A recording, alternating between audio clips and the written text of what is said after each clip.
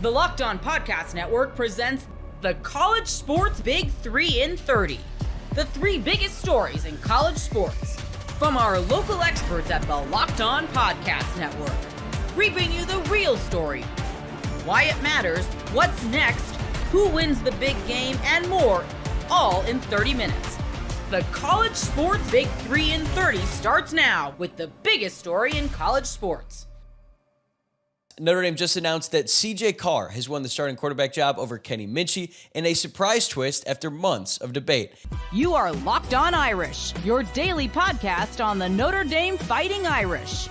After 7 months of nonstop discourse, debates, press conferences, rumors, burner accounts on message boards, conflicting reports, and everything in between, Notre Dame finally named a starting quarterback at 12:29 p.m. Eastern on August 19th, and the winner is redshirt freshman CJ Carr over Kenny Minchey. Today, we're going to break down the process that led to this decision and why it might be the most important move Marcus Freeman has made to date. Then we will dive into what it means for CJ Carr and the Irish offense in 2025. And finally, what this means for Kenny Minchey and his future at Notre Dame. Now, if you've watched or listened to the show at any point in the offseason, you know I expected CJ Carr would ultimately win the job. Back in January, days after the 2024 season ended, I was open to the idea that Steve Angeli could start the year and maybe CJ would eventually take over. But once spring ball rolled around and the guys at the practice field, I felt pretty confident Carr was going to win the job, and I said as much repeatedly on this show. I've explained that thought process so many times, so I'm not going to rehash it now. But if you told me on July 31st, the day that Notre Dame opened up fall camp, that we would be here on August 19th talking about CJ Carr as the starting quarterback, I would not have been surprised in the slightest. That was my expectation. So isn't it ironic that now that the decision is official, I am legitimately floored? After 7 months of predicting Carr would win the job, I actually changed my pick on Monday's show once camp had wrapped up, because by then I fully expected Kenny Minchey would be named the starter. Pete Sampson and I talked about it at length in the episode that dropped this morning, and we were in the same boat. He thought Carr was the guy most of the offseason, but eventually flipped, and we discussed Minchey as if his announcement was just a formality. So yeah, I'm feeling pretty conflicted right now. Obviously, I'm thrilled for CJ Carr. We have been hearing about his potential since he committed back in June of 2023, and now his time is here. There is plenty to be excited about with CJ Carr as the starting quarterback, and we're going to talk more about him in segment 2.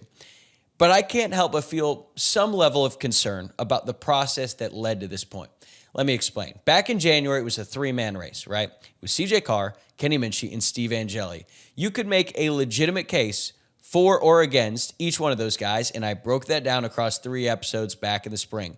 Notre Dame had the blessing and the curse of having 3 quality quarterbacks who could all start, but as Marcus Freeman admitted, they had to cut it down to 2 after spring ball because there just were not enough reps to go around. So across 15 spring practices, CJ Carr and Kenny Minchey elevated their play enough to beat out the veteran in Angeli. He took his Notre Dame degree, hit the portal, and landed at Syracuse.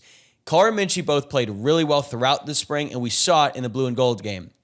Carr finished 14 of 19 passing in that one with 170 yards, 2 touchdowns, and he did have 1 interception. Meanwhile, Kenny Minchey went 6 of 14, but I would say that those numbers are a little bit misleading. He did finish with 106 passing yards and 1 rushing touchdown.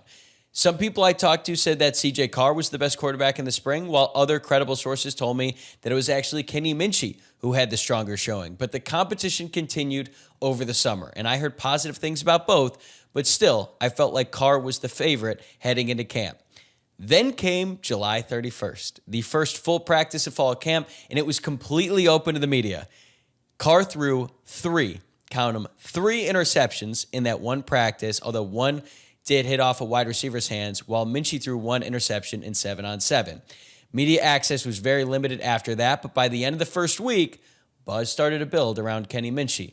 Reports surfaced that Carr was pressing a little bit. He was turning the ball over, while Minchey looked steady and consistent. By midweek of last week, some outlets even said that Minchey had generated a slight edge in the competition.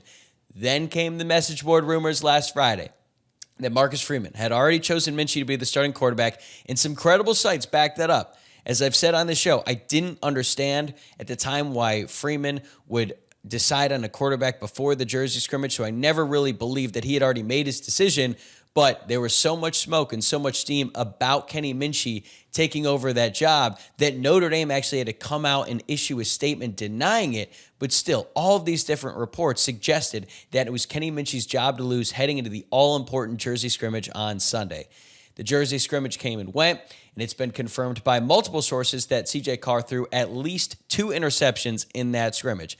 But to be fair, I also did hear from people I trust that despite those turnovers, Carr elevated his play at the end. He did make some really impressive throws and showed why the staff is so high on him. One of those clips actually made its way to social media.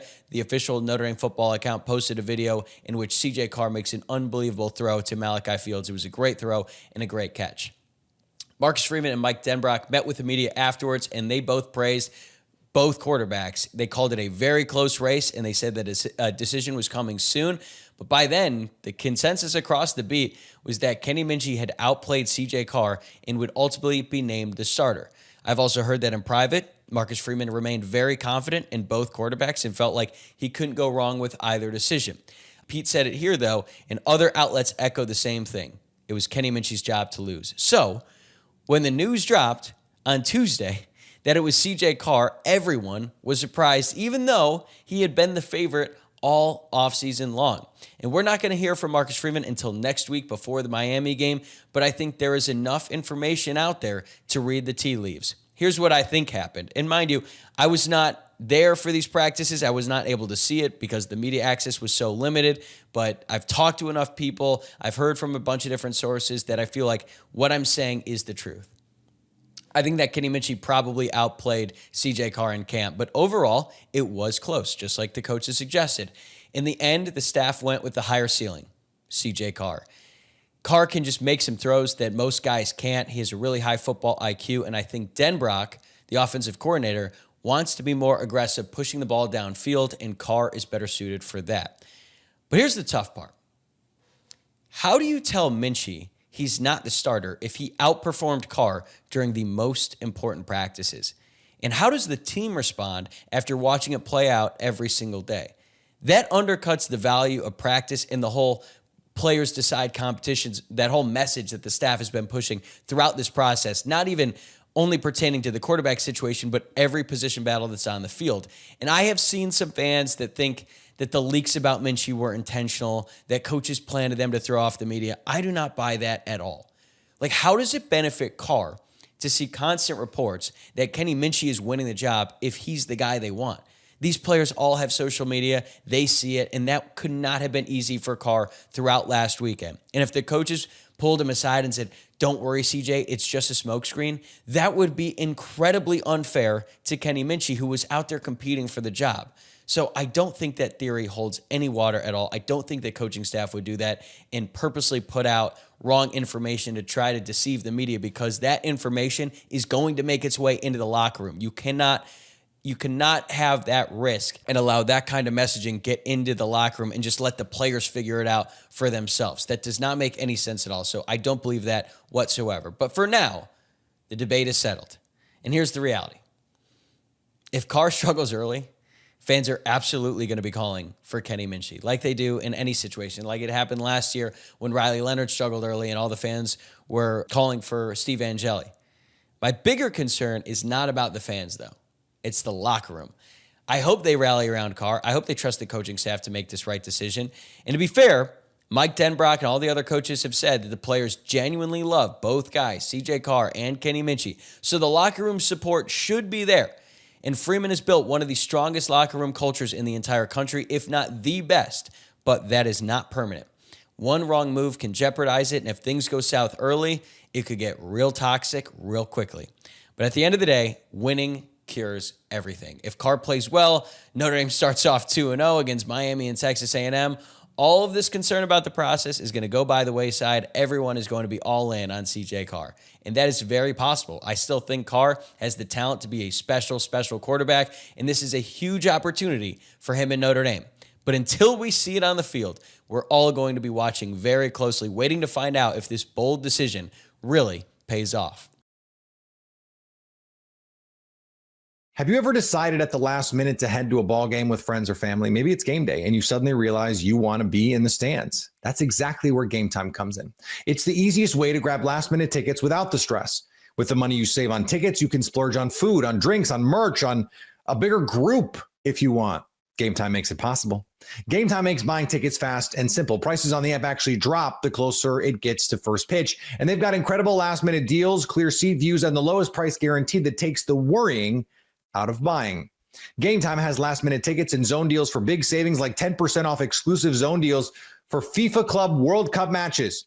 Take the guesswork out of buying tickets with Gametime. Download the Gametime app, create an account, and use code LOCKEDON for $20 off your first purchase. Terms apply. Again, create an account and redeem code LOCKEDON for $20 off. Download the Gametime app today. Last minute tickets, the lowest price guaranteed. 5 stars come and 5 stars go. It's been a good news, bad news past 24 hours for Michigan football. You are Locked On Wolverines, your daily podcast on the Michigan Wolverines, part of the Locked On Podcast Network. Let's start off with Savion Hiter. Huge win. Let's start with Tony Alford, man. He might have been a Buckeye once it all was said and done. If Tony Alford had stayed at Ohio State. Now, Ohio State's gotten some of those really good guys. Some of the guys that are actually, you're seeing him being compared to Travion Henderson, J.K. Dobbins, those types. Michigan hasn't really had. This is the funny thing. For all of the running success, you think Mike Hart, you think Blake Corum, you think, Hassan Haskins. 2 of the 3 I just mentioned are 3 stars. Right? Like they've had some 5 stars. Donovan Edwards had his moments where he looked like the 5-star. He was a 5-star by one recruiting service. Obviously, Derek Green didn't work out. Ty Isaac didn't really either. But otherwise, like they haven't exactly had a bevy of 5 stars at the running back position come in and come through, which is kind of weird considering Michigan showcases running backs in ways that most other programs don't. Like a lot of other ones are more complimentary, whereas Michigan, like that's kind of what the identity is, the offensive line and the running back. So to finally get that number one guy in a class is massive. Absolutely massive for Tony Alford, Sharon Moore. And it's hilarious to think that there were people on the message boards for a little while that were like complaining about Tony Alford when, pretty decent class last year, right? Like they love Jasper Parker.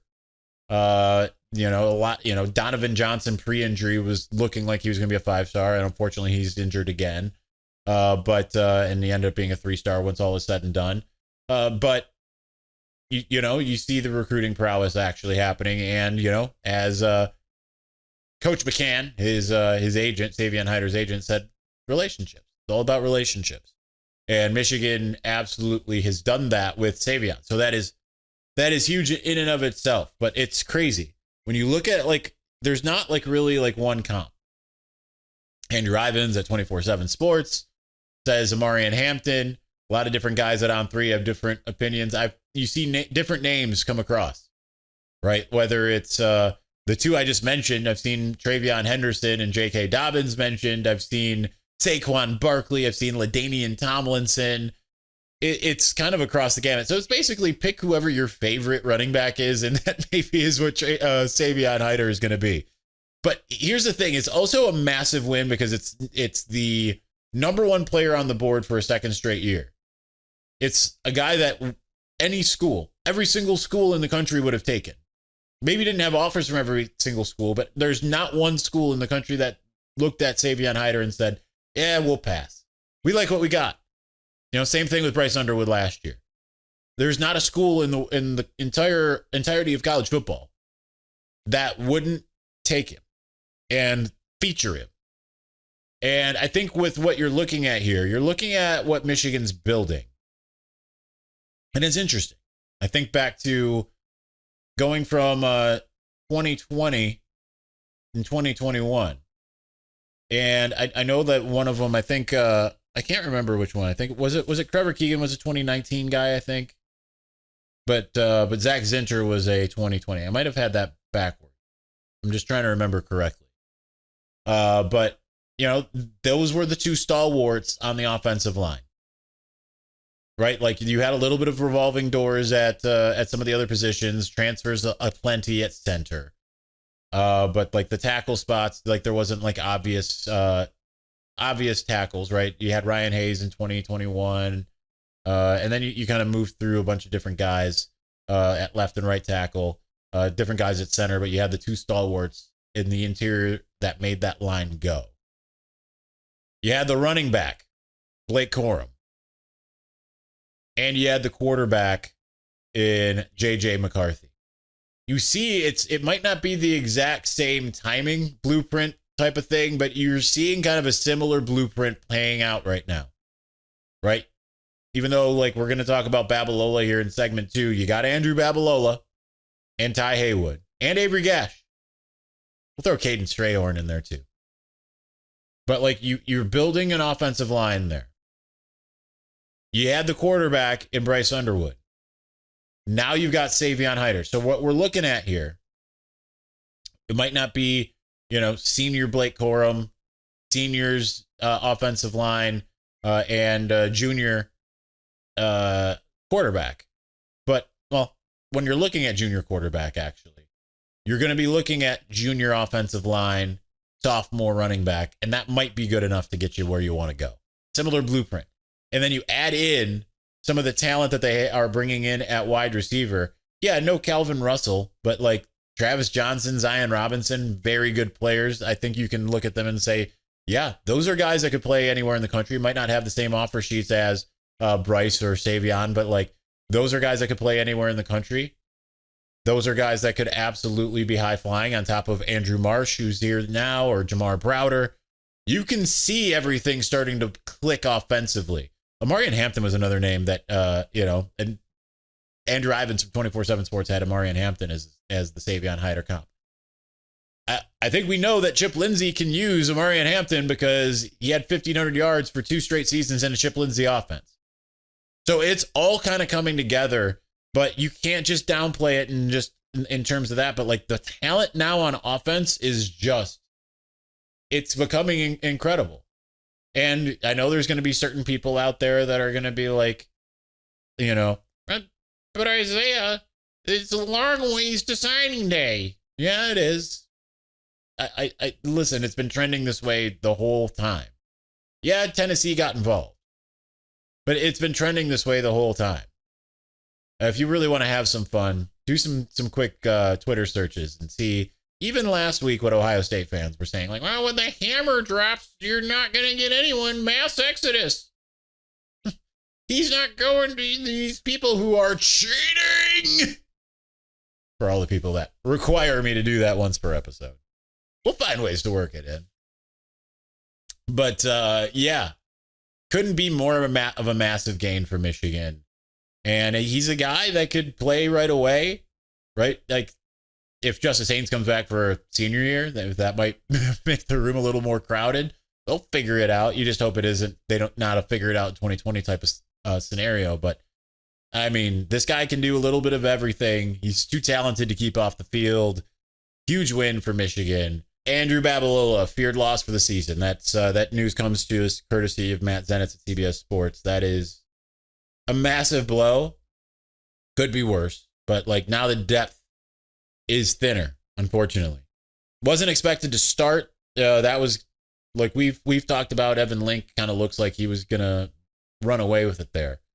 But if you watched or listens to In the Pocket with Jack Tuttle, I'm keeping the name because so many of you are texting me In the Huddle with Jack Tuttle, which would have been the right, like, yeah, I didn't think of it. It was too on the nose. We're doing the Arrested Development Judge Reinhold thing where he starts trying to change the name instead of just, let's go with Jay Reinhold's Courtroom. That's where we're at. And you know what? I'm just going to be obstinate. We're just going to keep it. But like you heard him talk about Andrew Babalola, I believe last week. I think that was on air. I don't think that was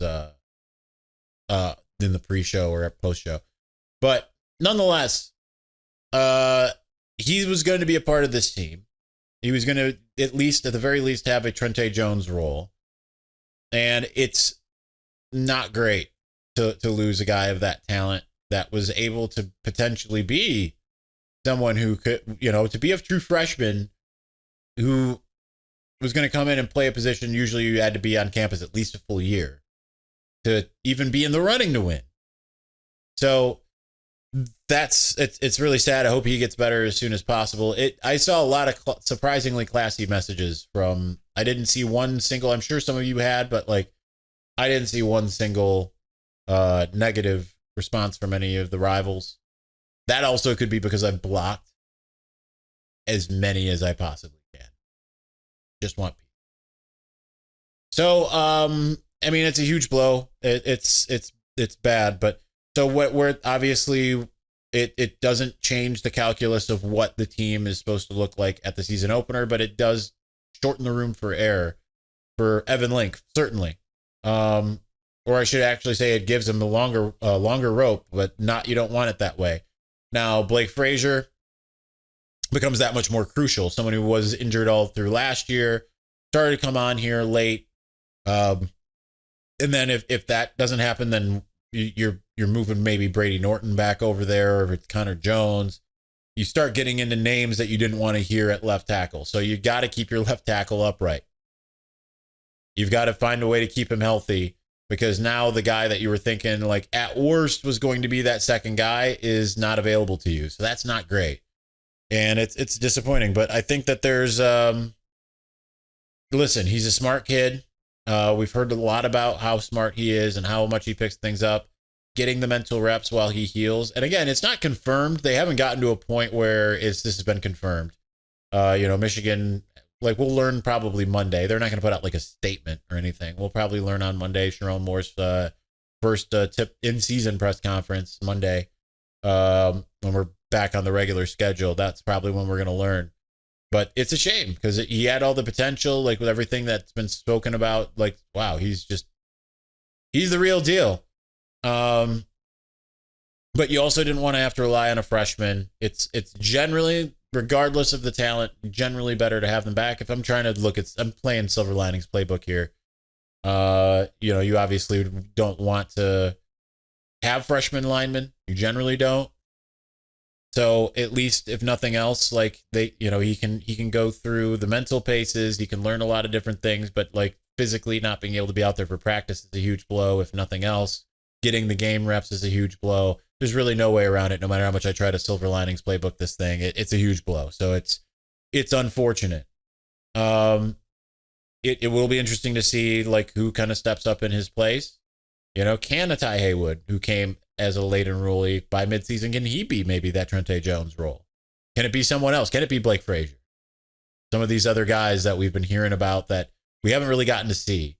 So that'll be interesting, but there's nothing you can say otherwise that to make it less of a huge blow. It just is a big one. So that's unfortunate.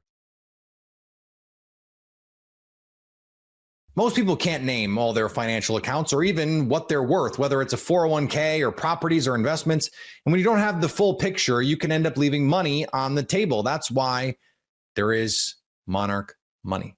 It's an all-in-one personal finance tool that brings your entire financial life together in one clean, easy-to-use interface on your laptop or your phone.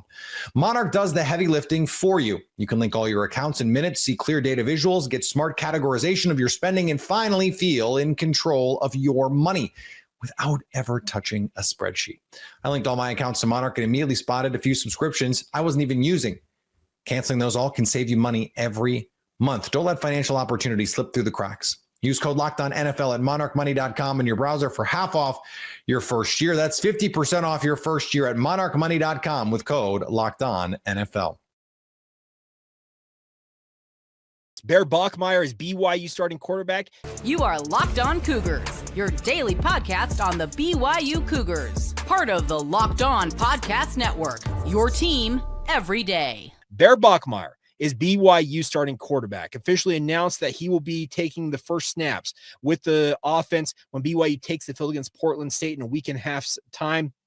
And as I mentioned in the open of today's show, I think it's the perfect decision for BYU at this juncture, simply because I believe that BYU has brought a guy into this program who in somewhat record time has completely overtaken two veterans, two guys who had years of experience, both playing at other universities and playing at BYU.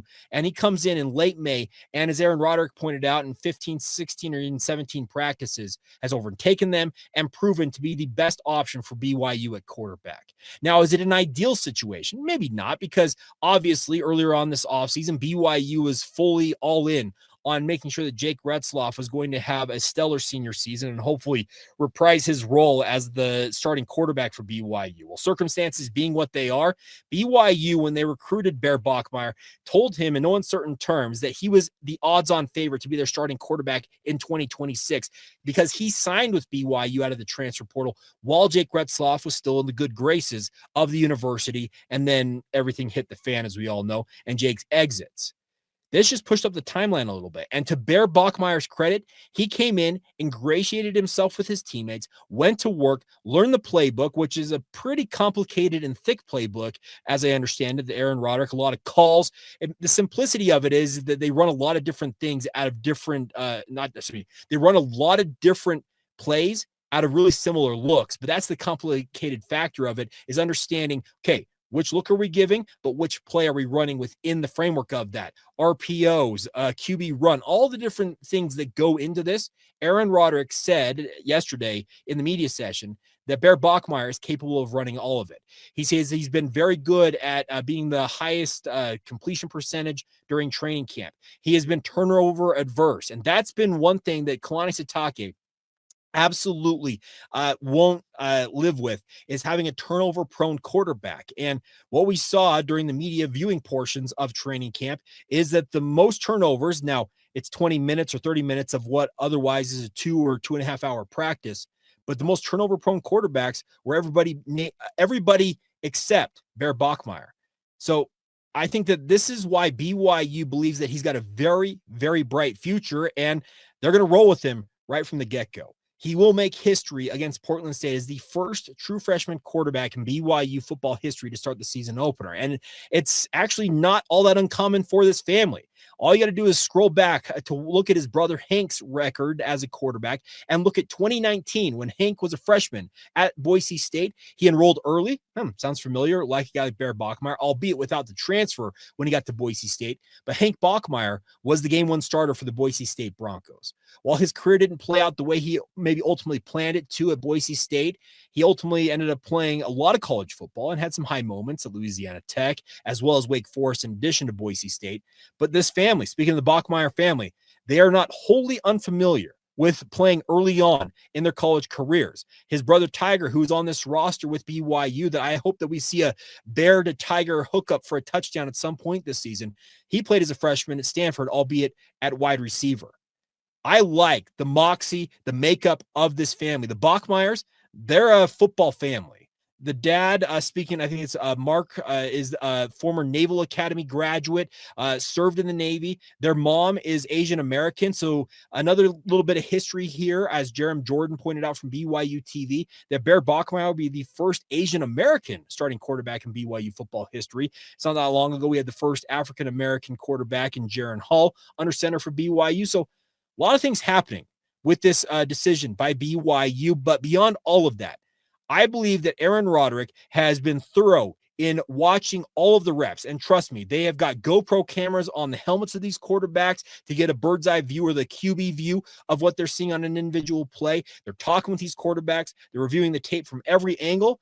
And Aaron Roderick's track record, when he's developed guys like Zach Wilson, Jaron Hall, and no matter what you think of Jake Retzloff, they still went 11-2 last year with him as their starting quarterback. His track record suggests when he picks a quarterback, usually he's pretty dead on about what they're going to be able to accomplish. Now, he is a freshman, and the freshmen are prone to mistakes, and that absolutely will rear its head at some point this season. I count it as an inevitability that he will have some boneheaded freshman decisions that hopefully are not the back-breaking type plays that cost BYU a game, but are the type that you learn from. That's the other thing we have heard from people inside this football program that I have heard, is that he has learned very quickly. He may make a mistake in practice one day. He doesn't repeat it. We have a saying in radio, and I know it extends all over into regular life, but once is a mistake, twice is a problem. And that's very much the case as a starting quarterback, particularly at the Power 4 level. And that's why I believe that Bear Bachmeier, he's ready to rock and roll. There will be foibles. There will be struggles. There will be moments of, okay, I'm going to palm my face. The face palm will happen. But at the same time, we have seen during practice multiple instances of him putting passes where only his wide receiver could get it. Guys like Chase Roberts, Carson Ryan, JoJo Phillips, on down the list, Parker Kingston, they're all going to need to step up their game. Alongside him in the backfield, LJ Martin, Sione Moa, that two-headed tandem at running back, they have got to shoulder a bigger load probably early on this season than maybe they had expected if Jake Retzlaff had been under center. But that's the nice part about being able to insert Bear Bachmeier into this lineup is there's a lot of veteran players, I'm talking across the board, on this offense, even on the flip side with the defense, who are there to buoy him up. That's why I believe this is the perfect decision for BYU is you are going to take your lumps early on with him, but with a soft first 6 games of the schedule, at least on paper here, it is the perfect opportunity for him to go out there, prove himself, learn from his mistakes, and hopefully by midseason when BYU faces off in that rivalry game against Utah and kicks off a 4-game stretch, which is absolutely critical to their hopes of contending in the Big 12 this year. Hopefully at that point, Bear Bachmeier, he's really ready to kind of step forward and be the guy for the BYU football program. And I'm looking forward to it. I have been hoping to see what he's capable of. And to his credit, he came in and earned that starting job. All right, coming up next, what does this mean for the future of the BYU quarterback position? Because there's a certain 5-star prospect out there who committed to BYU who's going on a mission and is expected to return while Bear Bachmeier in theory, still has eligibility.